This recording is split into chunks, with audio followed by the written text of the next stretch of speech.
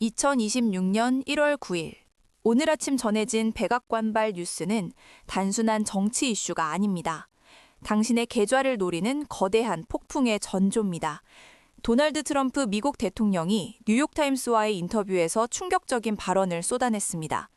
그린란드 확보와 나토 유지, 둘 중 하나를 선택해야 할 수도 있다. 상상해 보십시오. 세계 최고의 군사동맹인 나토가 얼음으로 뒤덮인 땅 그린란드의 소유권과 맞교환될 수 있다는 이 현실을 말입니다. 당신은 지금 이 뉴스를 보고 설마 하고 계십니까? 그 안일함이 당신의 자산을 갉아먹고 있습니다. 트럼프의 집무실 책상 위에는 이란 공습에 쓰였던 B-2 스텔스 폭격기 모형이 놓여 있었습니다. 이것은 단순한 장식품이 아닙니다. 힘에 의한 협상, 아니 힘에 의한 강탈을 예고하는 무언의 시그널입니다. 그는 말합니다. 나를 막을 수 있는 건 내 도덕성뿐이다. 국제법 필요 없다고 했습니다. 이것은 우리가 알던 시장의 규칙이 붕괴되었다는 뜻입니다. 규칙이 사라진 정글에서 당신은 포식자입니까? 아니면 먹잇감입니까?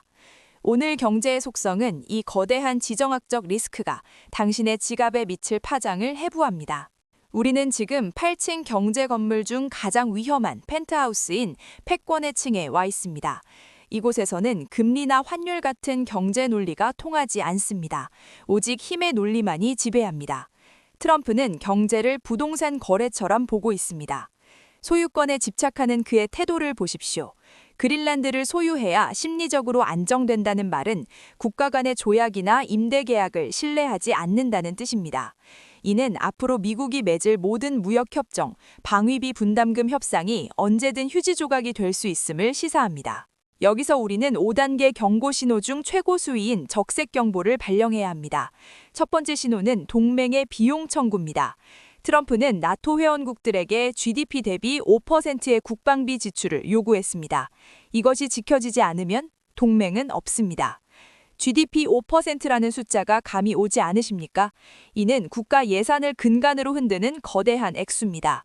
유럽 각국은 복지 예산을 줄이고 무기를 사야 합니다. 그 돈은 어디로 갈까요? 바로 미국 방산 기업입니다. 데이터를 봅시다. 한국은행과 통계청 자료를 뒤질 필요도 없습니다. 트럼프의 입에서 나오는 숫자가 곧 시장의 데이터입니다.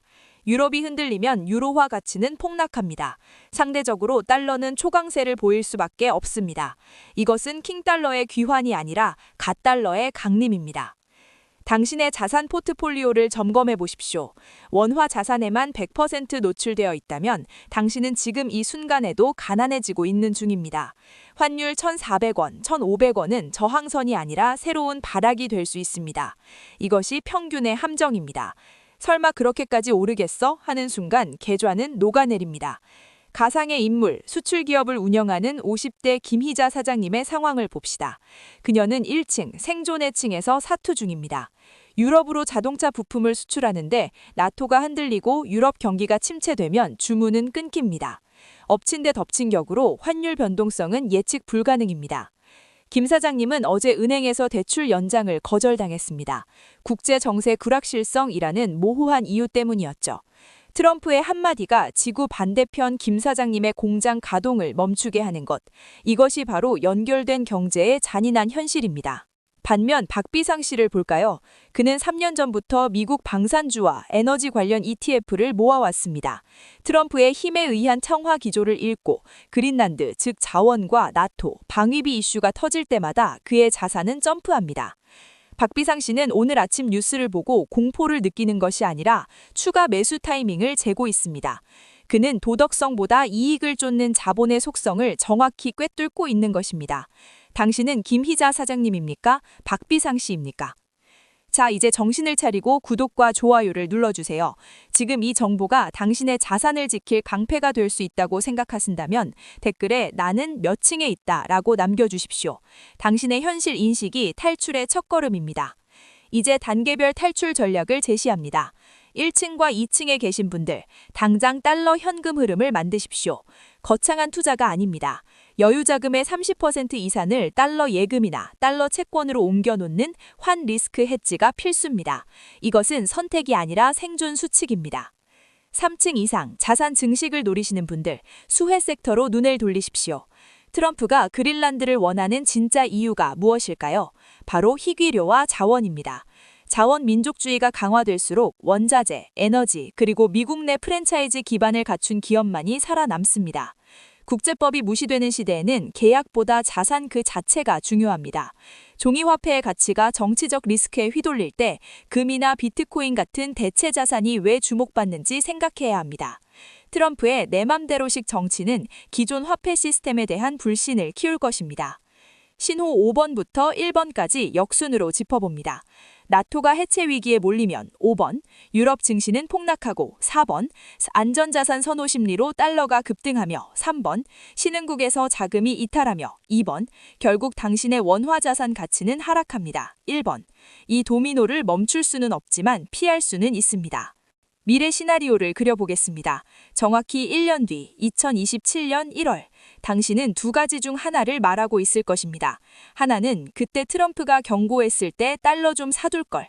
다른 하나는 그때 움직인 덕분에 이번 위기를 기회로 바꿨어.